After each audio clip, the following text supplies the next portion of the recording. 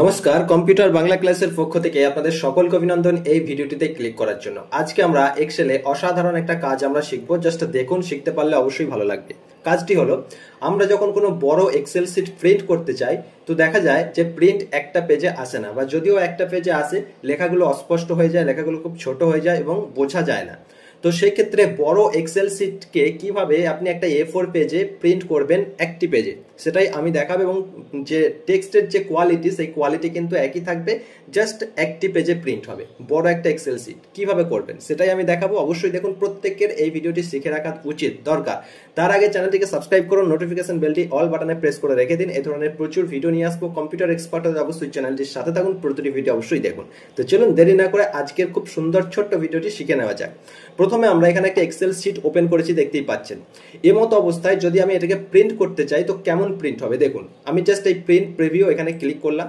Click করার পর দেখুন ঠিক এইভাবে কিন্তু প্রিন্ট হবে। দেখুন এখানে প্রিভিউ পেজ 1 of 3, মানে 3টে পেজে প্রিন্ট হবে। এই একটা পেজ, এই একটা পেজ আর এই একটা পেজ, 3টে পেজে প্রিন্ট হবে। এটা প্রোটেন্ট আছে, মানে লম্বা লম্বি।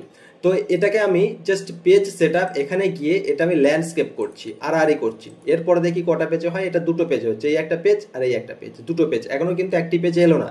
ঠিক আছে, আমি একটু জুম করি, বুঝতে সুবিধা হবে। এই যে এই একটি পেজ দেখতেই পাচ্ছেন, আর একটা পেজ আমি জুম আউট করছি। এই যে এই একটা পেজ, ঠিক আছে। তো এখনো কিন্তু একটি পেজে এলো না। তো একটি পেজে কিভাবে আনবেন চলুন, আমি এটা ক্লোজ প্রিন্ট প্রিভিউ করলাম। একটি পেজে আনার জন্য দেখুন প্রিন্ট এরিয়াটাও কিন্তু এখানে সেট হয়ে গেছে। এই যে এখানে ডট ডট দেখতে পাচ্ছেন, এটা হচ্ছে, এই সাইডটা হচ্ছে একটা পেজ, এই এতদূর, ঠিক আছে।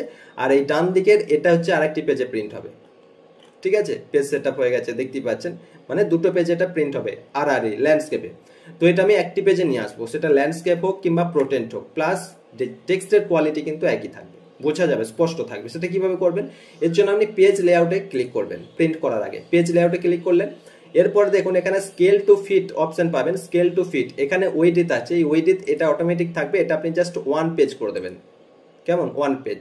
আর যদি হাইটের ক্ষেত্রেও সমস্যা হয়, আমার এখানে হাইটের ক্ষেত্রে কোনো সমস্যা নেই, জাস্ট এইটুকুই 10টা এখানে ডেটা রয়েছে। আপনার অসংখ্য ডেটা থাকতে পারে, যদি মানে হাইটের দিক থেকেও যদি একটি পেজে প্রিন্ট না হয়, আমার এতদূর পর্যন্ত ছিল কিন্তু ডেটা নেই। যদি আপনার এর বাইরে ডেটা থাকে, মানে একটি পেজে যদি হচ্ছে না সেটাতে আপনি কি করবেন, এই হাইটের ক্ষেত্রেও এটাকেও আপনি জাস্ট 1 পেজ করবেন, মানে দুটোকেই 1 পেজ করবেন, ঠিক আছে। এরপরে আপনি জাস্ট প্রিন্ট করবেন। প্রিন্ট করার আগে প্রিন্ট প্রিভিউটা একবার দেখে নেবেন। চলুন আমি প্রিন্ট প্রিভিউতে ক্লিক করলাম। ক্লিক করার পর আমি জাস্ট দেখুন এখানে কিন্তু একটি পেজে চলে এসেছে, ভালো করে বুঝতে পারছেন। এখানে টেক্সটের যে কোয়ালিটি, সেই কোয়ালিটি কিন্তু একই আছে, প্লাস একটি পেজে প্রিন্ট হয়ে গেছে, মানে একটি পেজে প্রিন্ট হবে, ঠিক আছে। তো এই ধরনের ভিডিও আমি প্রচুর নিয়ে আসবো কম্পিউটার এক্সপার্ট হওয়ার জন্য। অবশ্যই চ্যানেলটির সাথে থাকুন, প্রতিটি ভিডিও দেখুন, চ্যানেলটিকে সাবস্ক্রাইব করে রেখে দিন। অবশ্যই আমি কথা দিলাম আপনি কম্পিউটারের এক্সপার্ট হয়ে যাবেন। আমাদের এক্সেল শিট প্রিন্ট করতে গেলে, অনেক বড় বড় এক্সেল শিট প্রিন্ট করতে গেলে অসুবিধা হয়। এই ভিডিওটি দেখার পর আশা করি আপনার আর কোনো রকম অসুবিধা হবে না।